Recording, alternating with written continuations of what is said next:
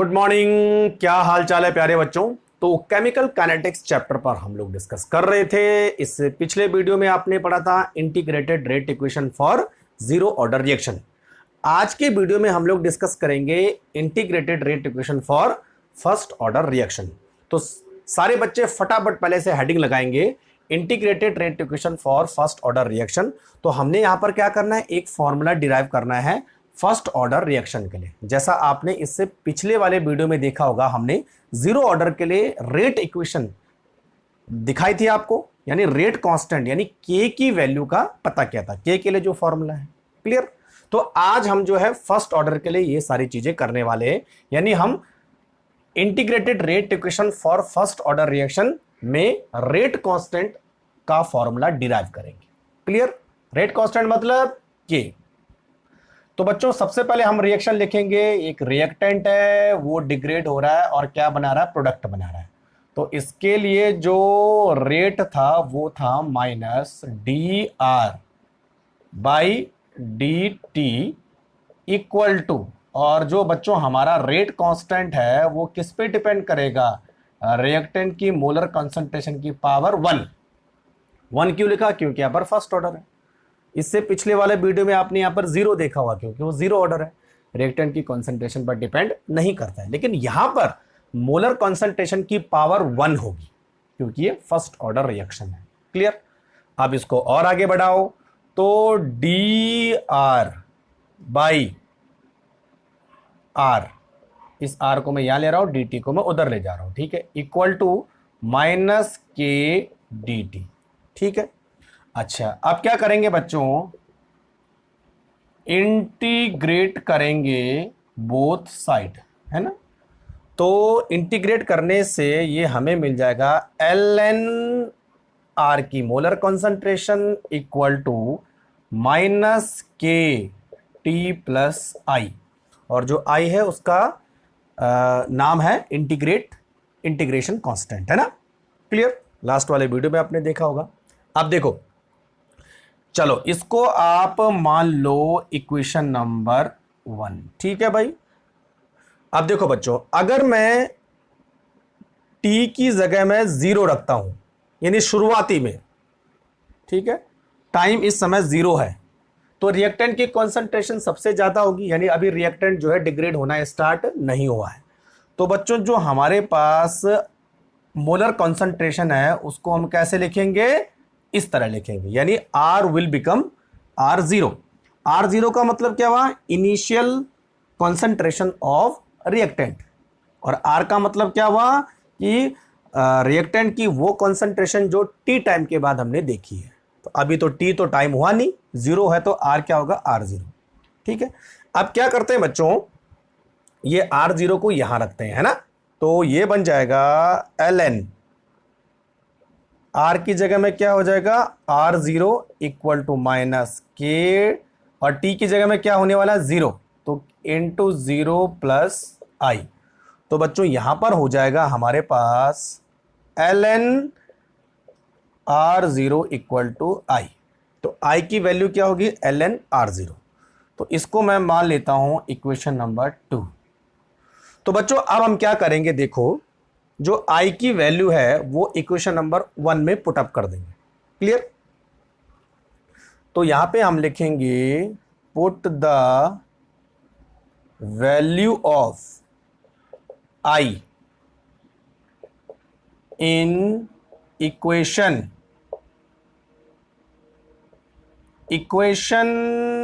Number 1। तो अब देखो क्या बना, ln, इक्वेशन नंबर 1 कौन सी है, ln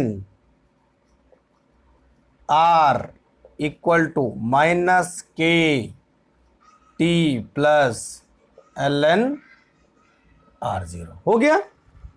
अच्छा, ये हमारे पास आ गई इक्वेशन नंबर 3। ये बहुत काम की इक्वेशन है ना, इसको हम आगे देखेंगे। इतना हो गया। चलो अब थोड़ा इसको रीअरेंज करते हैं तो कैसा बनेगा, देखो ln R by R0 equal to minus K T, ऐसा लिख दिया। ठीक है। अब देखो बच्चों, यहां पर के हमने मालूम करना है, के इक्वल टू 1/t, और यहां पर आ जाएगा ln r0/r। ये मेन है, ये कई बार इसको ऐसे, अच्छा इसको आप लॉग की फॉर्म में लिखेंगे तो ये आ जाएगा k इक्वल टू 1/t, और यहां लिखेंगे बच्चों, देखो 1/t नहीं, यहां करते हैं 2.303, मालूम है ना, लॉग लगाते हैं तो यहां आ जाएगा log r0/r, बस। तो ये हो गया हमारा rate constant for first order reaction. समझ में आ रही बात? अच्छा, जो R0 है, R0 क्या है? Initial concentration of reactant, initial concentration of reactant है ना। और जो बच्चों R है, R क्या है? Concentration of reactant at time T time पर। ये किसी भी टाइम पर आप पता करना चाहते हो कि कितनी कॉन्सेंट्रेशन हुई है तो वो R होगी, ठीक है। और K हमारे पास क्या है? रेट कांस्टेंट है ना।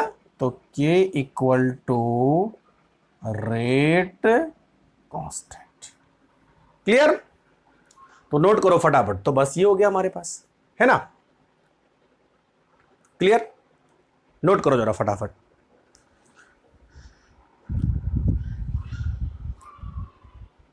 अच्छा देखो, इतना मिटा दो मैं, इतना हो गया हमारे पास, है ना। तो कुछ ज्यादा करना नहीं, बस आपको थोड़ा सा इक्वेशन का ध्यान रखना है क्या है। अब देखो बच्चों, कई बार इस इक्वेशन को हम कैसे लिखते हैं? ऐसे भी लिखते हैं, देखो k equal to 2.303/t log a/a minus x, ऐसे भी लिखा जाता है। अच्छा, what is a?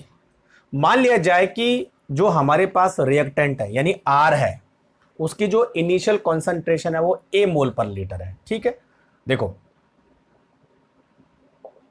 Initial concentration of reactant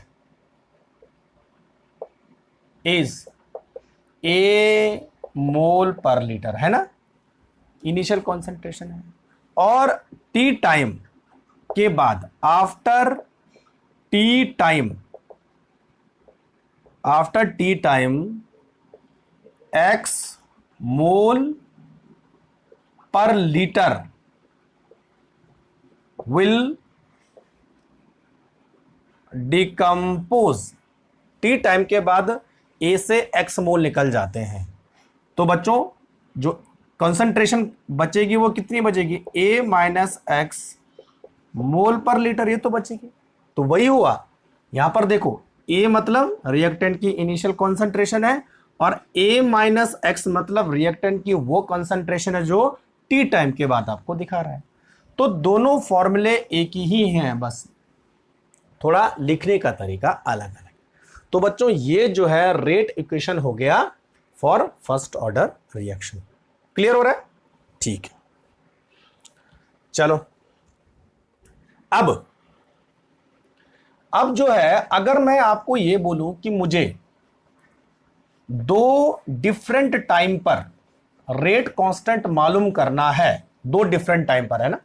एक चीज हमेशा ध्यान रखना बच्चों, अभी जो हम रेट कांस्टेंट देख रहे हैं ना, वो रिएक्टेंट की इनिशियल कॉन्सेंट्रेशन और फाइनल कॉन्सेंट्रेशन के बीच है, ठीक है। यानी यहां पर t इक्वल टू 0 है, और दूसरी तरफ है t इक्वल टू कोई भी टाइम हो जाएगा, कोई भी टाइम, इनिशियल और फाइनल, क्लियर। अगर मैं ये बोलूं कि मुझे जो है t1 एंड t2 के बीच रेट कांस्टेंट चाहिए, समझो मेरी बात। इनिशियल का मतलब क्या हुआ? 0 से लेकर और 20 मिनट तक या सेकंड तक करेंगे, 20 सेकंड तक। तो ये हमारे पास हुआ t0 और ये t हुआ ना, तो ये रहा, ये मतलब ऐसा लिखेंगे हम इसे, है ना। यानी T0 पे रिएक्टेंट की कॉन्सेंट्रेशन R0 है और 20 सेकंड बाद उसकी कॉन्सेंट्रेशन इतनी रह जाती है, तो इसके लिए रेट इक्वेशन नहीं हो। लेकिन अगर मैं बोलूं बच्चों कि मुझे 5 सेकंड से लेकर और 15 सेकंड के बीच रेट कांस्टेंट देखना है, तो कैसे पता करेंगे?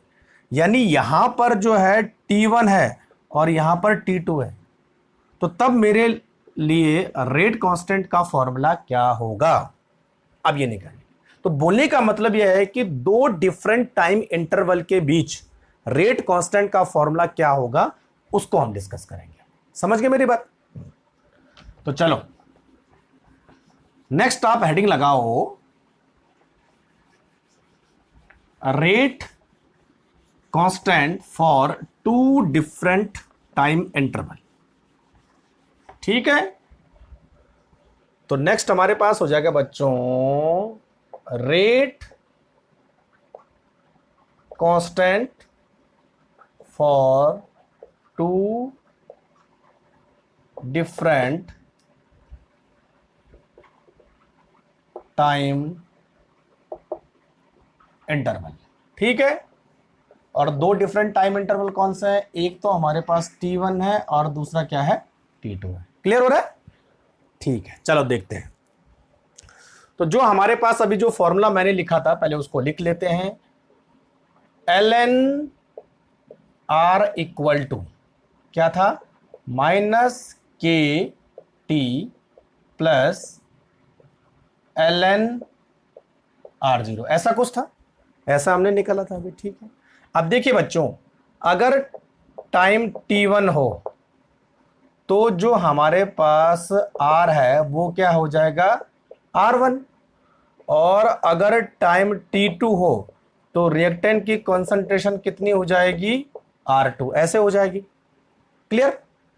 तो अब देखो ये वैल्यू यहां रखो तो क्या बन जाएगा? देखो ln R1 equal to -KT1 plus ln R0, initial concentration तो जितनी है उतनी रहेगी। चलो इसको मान लो इक्वेशन नंबर 1। ठीक है, दूसरी लिखो ln R2 equal to -KT2 plus ln R0। ठीक है, इसको मान लो आप इक्वेशन नंबर 2। आप क्या करेंगे बच्चों? इक्वेशन नंबर 1 में से इक्वेशन नंबर 2 को घटा देंगे, है ना? तो नेक्स्ट हमारे पास है subtraction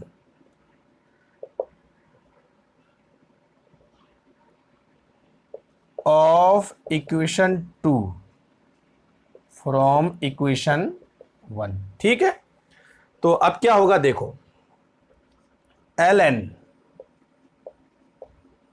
R1 minus ln R2, clear, equal to -KT1। ठीक है, माइनस, तो क्या हो जाएगा बच्चों? -KT2 minus K1। अच्छा, ln R0 प्लस और माइनस दोनों कट जाएंगे, तो ये हमारे पास लास्ट इक्वेशन आ जाएगी। क्लियर? अब इसको सॉल्व करेंगे तो कैसा हो जाएगा बच्चों? हम देखो यहां करेंगे ln R1 minus ln R2 equal to KT2 minus T1, ऐसे आ जाएगा ये। ठीक है, और इसको हम ऐसे भी लिख सकते हैं, देखो बच्चों ln R1 by ln R2 equal to KT2 minus T1। ठीक है, अब उसको उसी फॉर्म में लिखते हैं। देखो K equal to 1 by T2 minus T1 ln R1 बाई R2, ये देखो उसी फॉर्म में आ गई। ठीक है, अब इसको ऐसे भी ले सकते हैं, K equal to 2.303 by T2 minus T1 log R1 बाई R2। बस हो तो क्या ये, देखो उसी तरह आ गया, सेम टू सेम है ना? अच्छा, R1 क्या है? T1 टाइम पर T1 टाइम पर रिएक्टेंट की कॉन्सेंट्रेशन है और R2 क्या है, T2 टाइम पर रिएक्टेंट की कॉन्सेंट्रेशन है। तो आपको दिया होगे T1 और T2, सॉरी टाइम दिया होगा T1 और T2, किन दो टाइम के बीच निकालना है, और कॉन्सेंट्रेशन दी होगी, तो आप आराम से रेट कांस्टेंट का पता कर सकते हो। तो बच्चों ये जो हमने निकाला है ना, ये दो डिफरेंट टाइम इंटरवल पर है, और वो जो हमने पहला लिखा था वो कितने पर है, इनिशियल और फाइनल कॉन्सेंट्रेशन, T0 और कोई भी दूसरा आप टाइम ले लो। क्लियर हो रहा है, समझ में आ रहा है? तो नोट करो फटाफट, बहुत इजी है, कुछ ज्यादा माथापच्ची इसमें करनी नहीं है। ठीक है बच्चों, चलो तो अब जो है हम बात करेंगे ग्राफ की, है ना।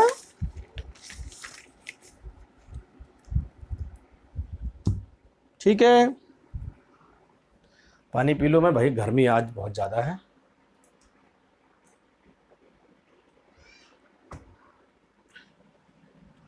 चलो अब देखो बच्चों, फर्स्ट ऑर्डर रिएक्शन के कुछ एग्जाम्पल मैं आपको बता देता हूं, और उसके बाद दो ग्राफ बनाएंगे, है ना। ये देखेंगे कि जो है स्लोप हमारा क्या होता है ना। तो चलो, तो लिखेंगे examples of first order reaction. वैसे मैंने आपको लिखा ही रखा है, लेकिन फिर भी आप रिवाइज कर लो। Examples of first order reaction, है ना। देखो पहला एग्जाम्पल हमारे पास है बच्चों, रिडक्शन ऑफ एथीन। तो एथीन का फॉर्मूला होता है C2H4, और इसका रिडक्शन होता है तो क्या बनता है, C2H6। ठीक है, जो हमारे पास रेट है वो किस पे डिपेंड करेगा, एथीन की 1 कॉन्सेंट्रेशन टर्म पे, है ना। दूसरा बच्चों हमारे पास है, देखो ये बहुत इंपॉर्टेंट है, कोई भी रेडियो एक्टिव सब्सटेंस हो, उसका जो डिके होता है, चाहे वो नेचुरल हो चाहे वो आर्टिफिशियल हो, फर्स्ट ऑर्डर काइनेटिक के थ्रू ही होता है। तो यहां पर हम लिखेंगे decay of radio active substance by artificial और नेचुरल प्रोसेस, कुछ भी करो। फॉर एग्जाम्पल हमारे पास है रेडियम Ra86,226, और इसका जब डिके होता है तो एक helium molecule, helium atom sorry, निकल जाता है, और हमें मिलता है बच्चों Rn यानी रेडॉन। तो ये हो जाएगा 84 और ये हो जाएगा 222, है ना। This is radium radon. Radon कौन से ग्रुप का मेंबर है, inert gas. Radium S block, और एस ब्लॉक में भी जो है एल्कलाइन अर्थ मेटल है ना, सेकंड ग्रुप का। क्लियर हो रहा है। तो 86,226 इसका मास है, एटॉमिक नंबर है। तो ये तो disintegration of radio active substance carried through first order reaction. तीसरा हमारे पास एग्जांपल है decomposition of N2O5 and N2O, है ना। इन दोनों का डिकम्पोजिशन भी जो है फर्स्ट ऑर्डर काइनेटिक के थ्रू होता है। क्लियर, बस एग्जांपल थोड़ा सा याद रखने, है ना। अच्छा, यहां पर रेट कैसे लिखेंगे, देखो रेट इक्वल टू के और रेडियम की कॉन्सेंट्रेशन, है ना, और यहां पर दोनों हो जाएगा अपने आप ही। तो ये मैंने आपको एग्जांपल बता रखा है ना, फर्स्ट ऑर्डर काइनेटिक जब मैंने आपको पढ़ाया था। तो फटाफट से नोट करो जल्दी से।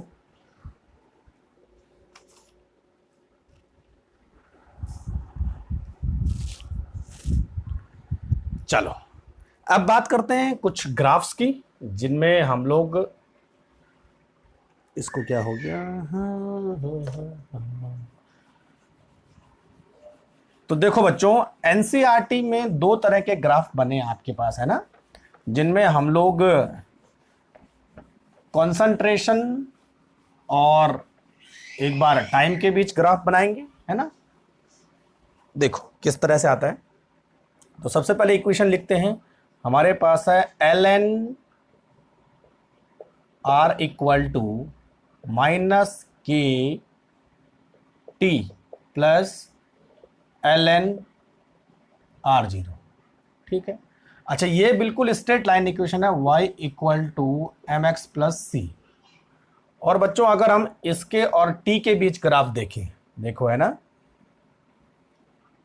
यहां पर आप आओ एल एन आर, ठीक है, और यहां पर आओ आप t, क्लियर।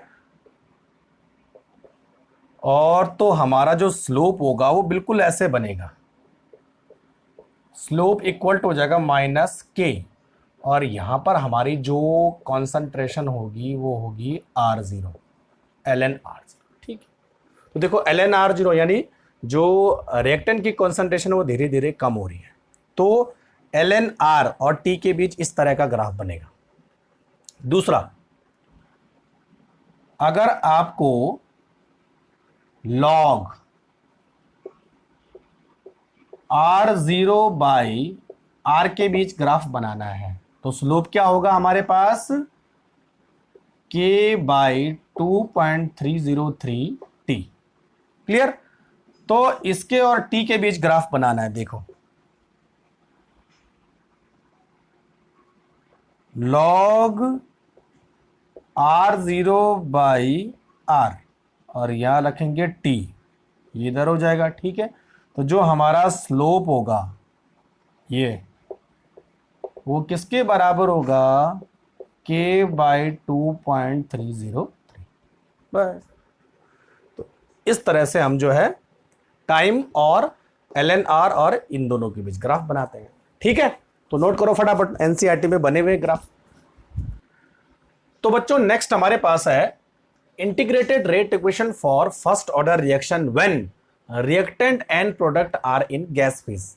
अभी आपने जो है सॉलिड के लिए देखा है, ठीक है। अब हम बात करेंगे रिएक्टेंट और प्रोडक्ट जब गैसियस फेज में हो तो तब हमारे पास रेट कांस्टेंट का फॉर्मूला क्या होगा, क्लियर। अब देखो बच्चों, इक्वेशन हमारे पास है कि एक हमारे पास ए गैस है जो बी और सी प्रोडक्ट बना रही है। तो यहां पे पहले मैं आपको कुछ टर्मिनोलॉजी समझा देता हूं। अगर मान लिया जाए पी आई है तो पी आई का मतलब क्या होता है बच्चों, initial pressure of reactant A, ये तो हुआ ए का इनिशियल प्रेशर, ठीक है। पी टी का मतलब होता है टोटल प्रेशर, यह आपने राउट लॉ में पढ़ा होगा। और P A, P B and P C equal to partial pressure of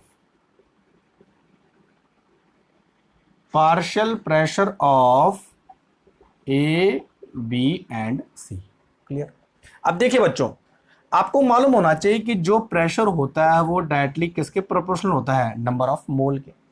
तो गैस के केस में कॉन्सेंट्रेशन को हम किससे डिनोट करते हैं, प्रेशर से, ठीक है। और जब बच्चों सबके सब एक साथ होते हैं तो उसका जो टोटल प्रेशर होता है वो किसके बराबर होता है, उन सबके पार्शियल प्रेशर के सम के बराबर होता है, मान लें, ठीक है। तो जो भी कॉन्सेंट्रेशन होगी वो हम किस में करेंगे, प्रेशर में डिनोट करेंगे, ठीक है। तो देखो सपोज मान लिया जाए हमारे पास जो रिएक्टेंट है उसकी कॉन्सेंट्रेशन T0 टाइम पर किसके बराबर होगी, उसके प्रेशर के बराबर होगी। तो मान लीजिए इसका जो प्रेशर है वो PI ATM है इनिशियल, तो इनका इनिशियल प्रेशर क्या होगा, 0 ATM और 0 ATM, क्लियर। अब टी टाइम पर कुछ ना कुछ जो रिएक्टेंट है वो प्रोडक्ट में कन्वर्ट हो रहा है। तो मान लिया जाए कि x ATM B बन रहा है और x ATM C बन रहा है। तो जो जो A का प्रेशर था वो और कम हो गया, वो कितना हुआ, PI माइनस x ATM, ये तो हुआ x ATM इधर चला गया, x ATM इधर चला गया, प्रेशर थोड़ा सा कम हो, क्लियर। अब देखो बच्चों, जो टोटल प्रेशर होता है पी टी इक्वल टू होता है सबके पार्शियल प्रेशर के बराबर, है ना। अब देखो P T equal to P A क्या है, पी ए मतलब इसका पार्शियल प्रेशर, तो इसका पार्शियल प्रेशर कितना हमारे पास है P I minus X, plus P B कितना है X atom X, P C कितना है एक्स। क्लियर। इसको आप सॉल्व करोगे तो ये आ जाएगा बच्चों पी आई प्लस एक्स। ठीक है, टोटल प्रेशर क्या है पी आई प्लस एक्स। अब देखो, अब हमने क्या करना है एक्स की वैल्यू निकालनी है, तो P T equal to P I plus X, तो यहां पर x इक्वल टू आ जाएगा P T minus P I. Clear. अब देखो बच्चों, जो ए का पार्शियल प्रेशर है, जो ए का पार्शियल प्रेशर है वो क्या है हमारे पास पी आई माइनस एक्स, ये है। अब यहां पर x की वैल्यू रखो तो ये आ जाएगा P I minus P T minus P I. Correct. P I ये प्लस में आ जाएगा, तो ये हो जाएगा बच्चों 2 माइनस पी टी। ये देखो, तो जो ए का पार्शियल प्रेशर है टी टाइम के बाद वो इतना होगा, ए का partial pressure after T time वो कितना हो रहा है इतना होगा। क्लियर। अब देखो, इतना नोट करते जाओ फटाफट, है ना, इसको मैं मिटा दे रहा हूं यहां पे। ठीक है। अब जो हमारे पास फर्स्ट ऑर्डर के लिए रेट कांस्टेंट था वो क्या था, के इक्वल टू 2.303 बाई टी, और हमने लिखा था log initial concentration of reactant by the final concentration. ठीक है। अच्छा, यहां पर हम जो है रिएक्टेंट के इनिशियल कॉन्सेंट्रेशन का क्या लिखेंगे ए, तो इस केस में क्या लिखा जाएगा बच्चों 2.303 बाई टी लॉग, तो ए बाई पी ए, ये तो हुआ ए बाई पी ए। ठीक, तो हमारे पास 2.303 by T log A, initial concentration कितनी है पी आई, ठीक है, बाई फाइनल कॉन्सेंट्रेशन कितनी आई पी ए, और पी ए की वैल्यू कितनी है 2 PI minus P T, 2 PI minus P T. तो ये हमारे पास जब रिएक्टेंट गैस फेज में हो तो उसके लिए रेट इक्वेशन आ गई। क्लियर। तो नोट करो जरा फटाफट। तो बच्चों नेक्स्ट टॉपिक हमारे पास है half life of a reaction. देखते हैं कि half life of a reaction क्या होता है, डेफिनेशन क्या होती है, और इसके लिए जो हम इक्वेशन बताएंगे यानी जो फॉर्मूला डिराइव करेंगे वो किस तरह से करेंगे। तो चलो डिस्कस करते हैं हाफ लाइफ ऑफ रिएक्शन। सबसे पहले हेडिंग डालिए बच्चों, half life of a reaction. Half life of reaction is represented by T half. क्या होगा बच्चों टी हाफ। अब देखो एक एग्जांपल से हाफ लाइफ ऑफ रिएक्शन समझते हैं। सपोज मान लीजिए हमारे पास एक रिएक्टेंट है और वो क्या बना रहा है प्रोडक्ट बना रहा है। ठीक है। शुरू में यानी T0 जब होता है तो रिएक्टेंट की कंसंट्रेशन कुछ होगी और प्रोडक्ट की कंसंट्रेशन 0 होगी। मान लीजिए यहां पर रिएक्टेंट की कंसंट्रेशन है 50 ग्राम, तो प्रोडक्ट की कंसंट्रेशन है 0 ग्राम। क्लियर। अब देखो जैसे जैसे रिएक्शन आगे बढ़ती रहेगी रिएक्टेंट की कंसंट्रेशन कम होती रहेगी, प्रोडक्ट की कंसंट्रेशन बढ़ती रहेगी, ऐसा ही हमने पढ़ा था। ठीक है। अब ऐसा मानते हैं कि कुछ समय बाद after T time,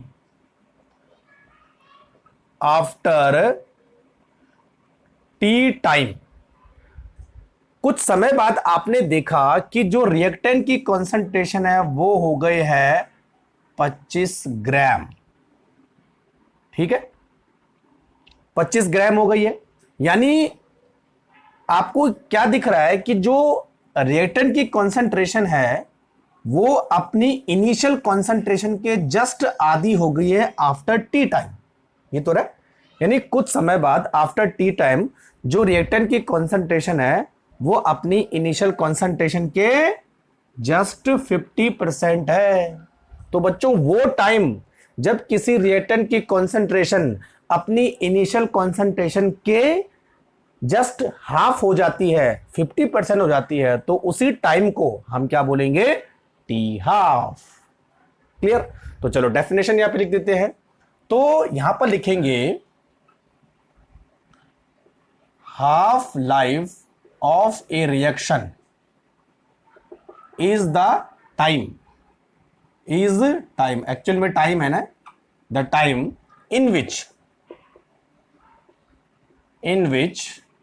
the concentration of reactant, ये तो हुआ, the concentration of reactant is reduced to 1/2 और 50% है ना, it reduced to 1/2 from या of its initial concentration,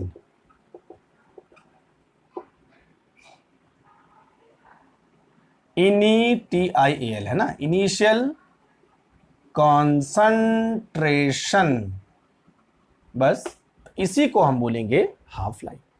ठीक है, half life of reaction is the time, वो टाइम जब कोई रिएक्टेंट अपनी इनिशियल कॉन्सेंट्रेशन का जस्ट हाफ रह जाता है, उसको हम बोलेंगे बच्चों टी हाफ, और यानी हाफ लाइफ ऑफ रिएक्शन, और it is represented by the T half. Clear हो रहा है? अब हमारे पास दो ऑर्डर रिएक्शन है, यानी एक जीरो ऑर्डर की रिएक्शन है, दूसरी फर्स्ट ऑर्डर की रिएक्शन है। इन दोनों के लिए हम टी हाफ का फॉर्मूला डिराइव करेंगे कि जब जीरो ऑर्डर रिएक्शन होती है उसके लिए टी हाफ कैसे निकालेंगे, फर्स्ट ऑर्डर रिएक्शन के लिए टी हाफ कैसे निकालेंगे। क्लियर? तो बच्चों सबसे पहले बात करते हैं T half for zero order reaction, है ना। अच्छा इतना तो हो गया ना, चलो इसको मैं मिटा ही देता हूं, ज्यादा अच्छा रहेगा, तरीके से इसको करते हैं ना। तो नेक्स्ट हेडिंग डालिए आप बच्चों, T half for zero order reaction, और उसके बाद T half for first order reaction, है ना। तो समझ गए बात मेरी?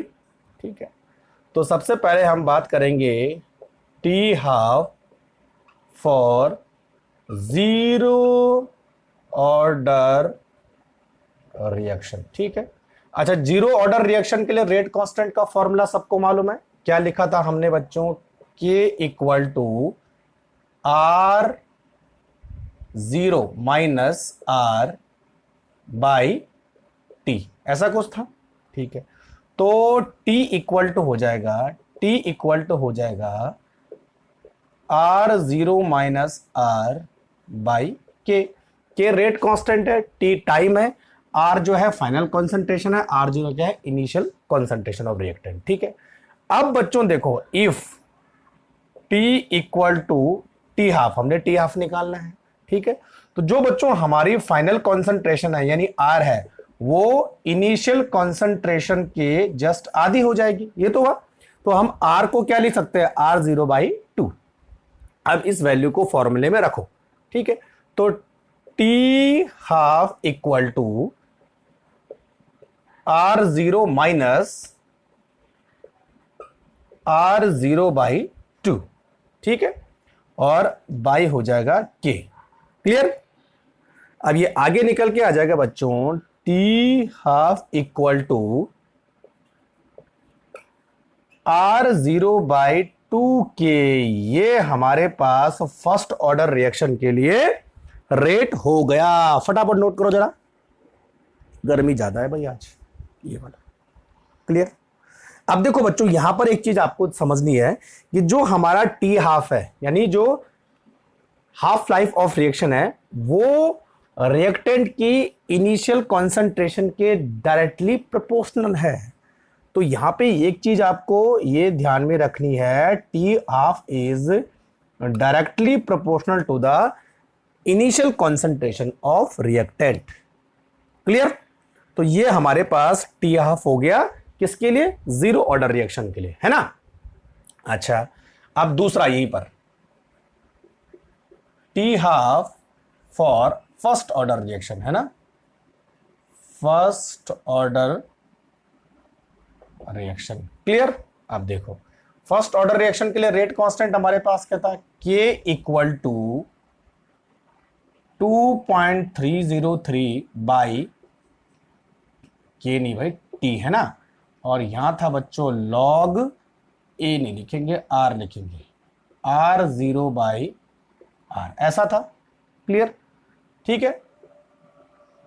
अब क्या करें, ये टी को मैं इधर ले जा रहा हूं, के को इधर ला रहा हूं, है ना, तो ये हो जाएगा बच्चों हमारे पास K T equal to 2.303 by K log R0 by R. Clear?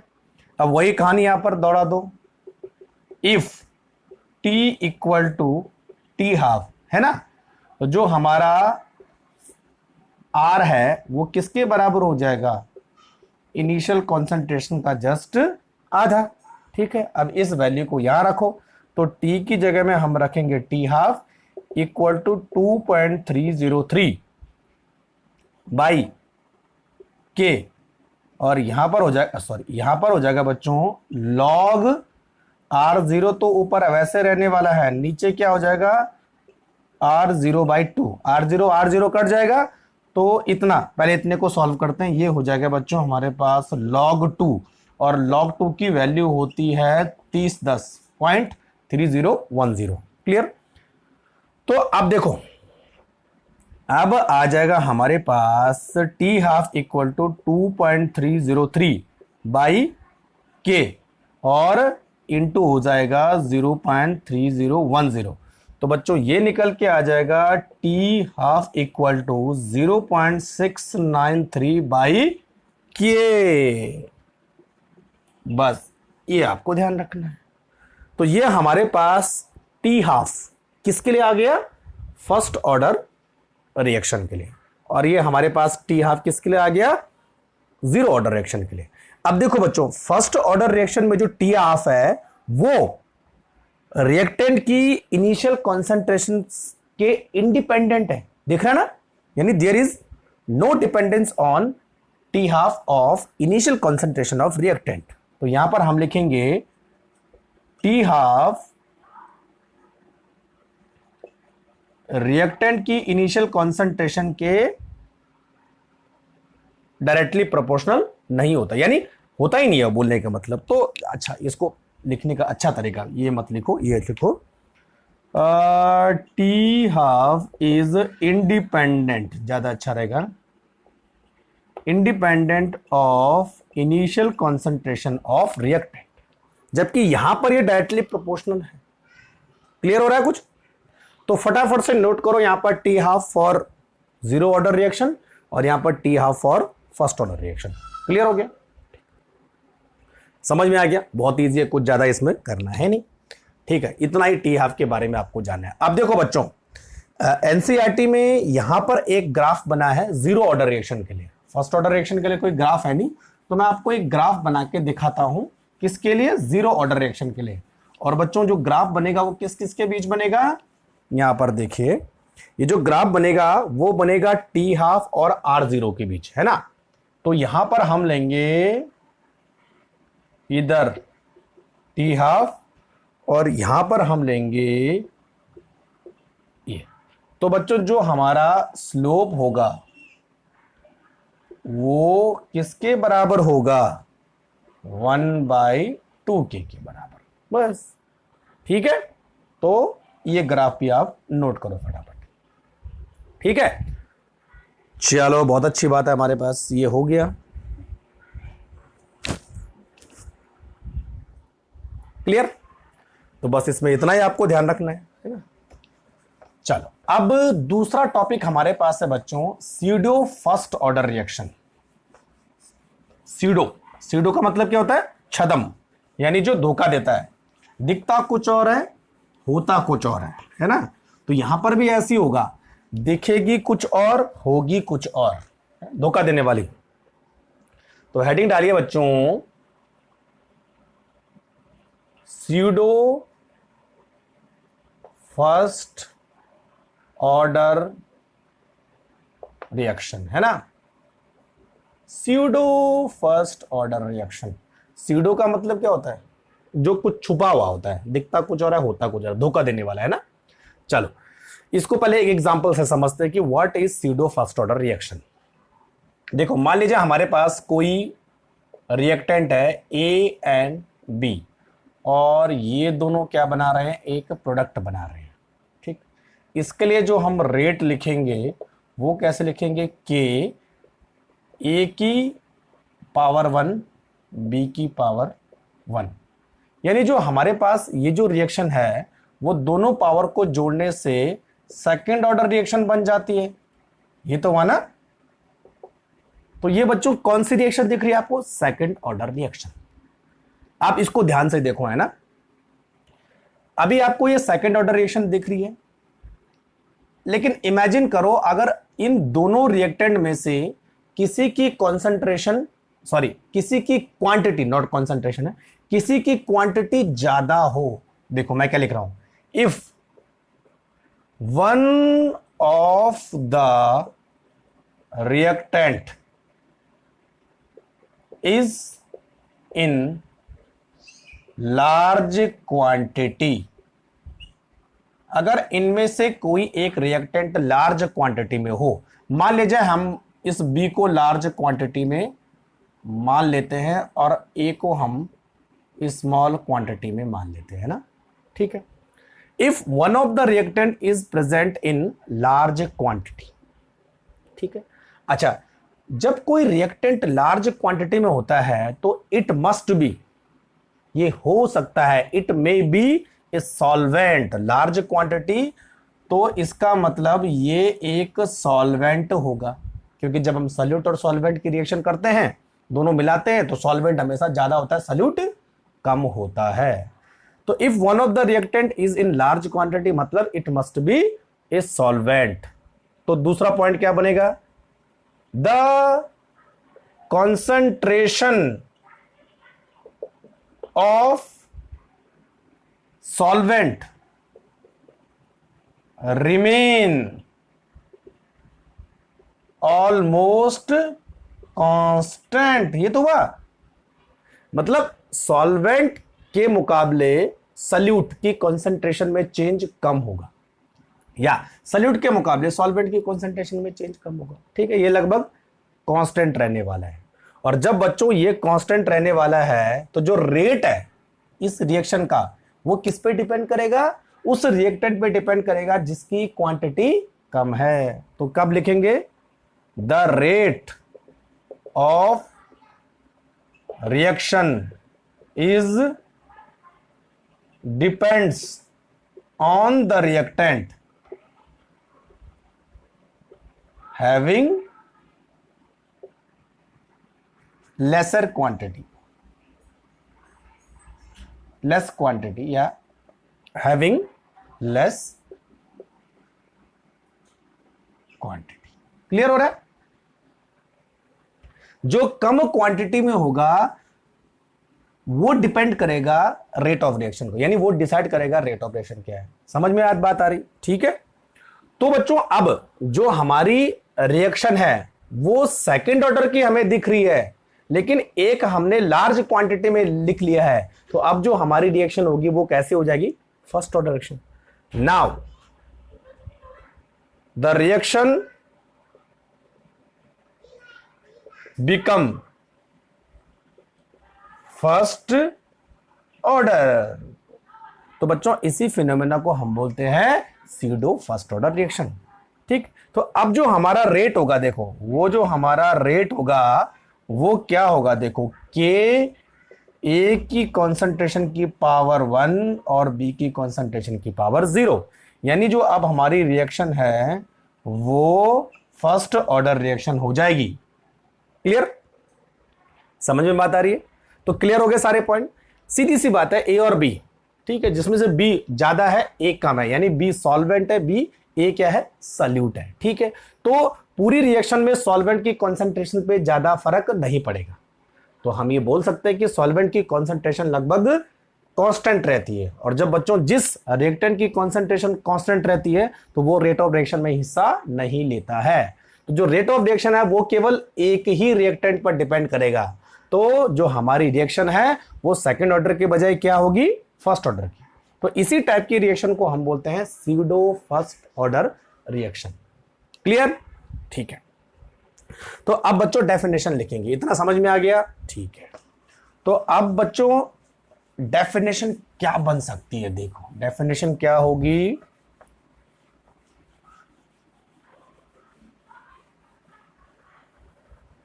देखो, है ना। तो अब बच्चों स्यूडो फर्स्ट ऑर्डर रिएक्शन की डेफिनेशन क्या बनेगी, देखिए डेफिनेशन बनेगी the reactions which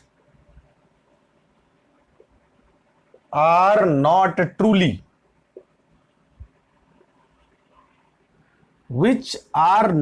truly first order reaction but under certain condition it become first order reaction।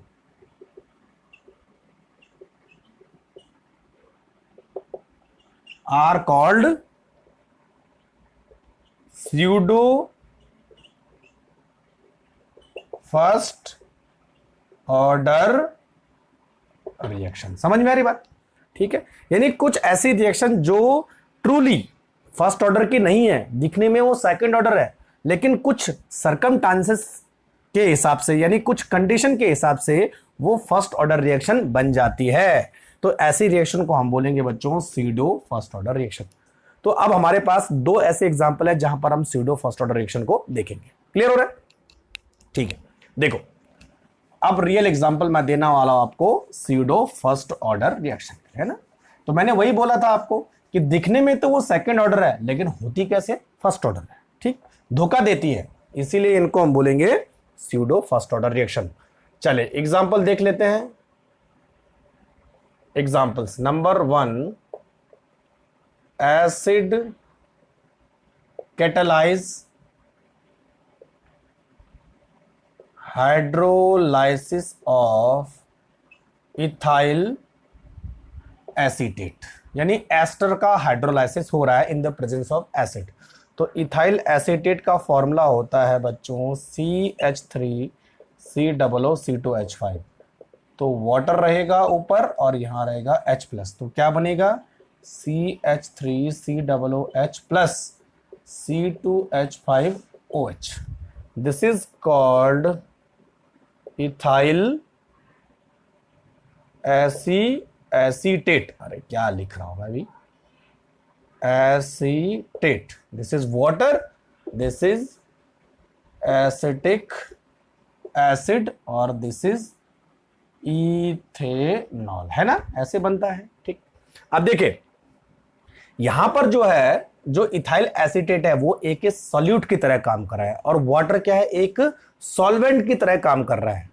तो चलो बच्चों, अगर मैं T0 पे देखूं तो इथाइल एसीटेट के 0.01 मोल है और वाटर के मान लीजिए हमारे पास 10 मोल है। ठीक है, तो इन दोनों के मोल शुरू में 0 रहेंगे, इसको ढंग से लिख देते हैं, 0 मोल एंड 0 मोल, है ना। अब टी टाइम पर जो है इसके मोल हो गए 0। ठीक है, तो वाटर के मोल हुए 9.9 मोल, तो यहां पर इसके मोल हो गए 0.01 मोल एंड 0.01 मोल। अब बच्चों देखो ये तो पूरा के पूरा डिकम्पोज हो गया किसमें, एसिटिक एसिड में और इथेनॉल में, तो इसकी कॉन्सेंट्रेशन 0 हो गई। लेकिन देखिए बच्चों, जो हमारे पास वाटर था वो लार्ज क्वांटिटी में था, तो वाटर की कॉन्सेंट्रेशन पे ज्यादा फर्क नहीं पड़ा है, वो 10 मोल से 9.9 मोल ही हुआ है बस। तो बोलने का मतलब यह है कि जो हमारा रेट है वो वाटर की कॉन्सेंट्रेशन पे डिपेंड नहीं करेगा, वो केवल किसकी कॉन्सेंट्रेशन पे डिपेंड करेगा, इथाइल एसीटेट की कॉन्सेंट्रेशन पे। तो हमें दिख रहा है सेकंड ऑर्डर है, लेकिन होती क्या है, फर्स्ट ऑर्डर है। इसीलिए बच्चों इसको हम बोलेंगे pseudo first order reaction.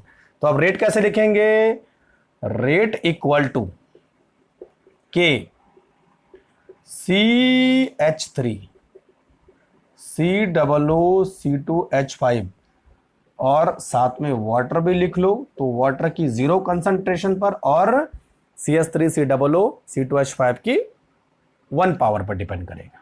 Clear? तो इसीलिए it will be first order reaction. ठीक है, चलो दूसरा एग्जांपल हमारे पास है हाइड्रोलाइसिस ऑफ सुक्रोज। क्लियर? अब देखो बच्चों, सुक्रोज का फॉर्मूला क्या होता है, C12H22O11 है ना, और इसका भी हम करेंगे हाइड्रोलाइसिस। तो सुक्रोज का हाइड्रोलाइसिस क्या बनाता है, glucose and fructose, C6H12O6 C6H12O6 है ना। तो दिस इज सुक्रोज यानी cane sugar, this is glucose, this is fructose, है ना। अब देखो यहां पर जो वाटर है वो भी बच्चों लार्ज क्वांटिटी में है, तो वाटर की कंसंट्रेशन पर ज्यादा फर्क नहीं पड़ेगा, तो इसीलिए जो रेट है वो वाटर पर डिपेंड नहीं करेगा। तो वो रेट किस पे डिपेंड करेगा, केवल और केवल सुक्रोज के कंसंट्रेशन पर। तो हम यहां पर लिख सकते हैं रेट इक्वल टू के C12H22O11 की कंसंट्रेशन पर, बस। तो ये दो एग्जांपल है हमारे पास जो सीडो फर्स्ट ऑर्डर के थ्रू अपना काम करते हैं। ये रिएक्शन सीडो फर्स्ट ऑर्डर के थ्रू होती है। क्लियर हो गया? तो चलो आज के वीडियो में इतना ही। नेक्स्ट वीडियो में हम लोग आरएनएस कॉन्सेप्ट पर डिस्कस करेंगे। क्लियर? तब तक के लिए थैंक यू वेरी मच।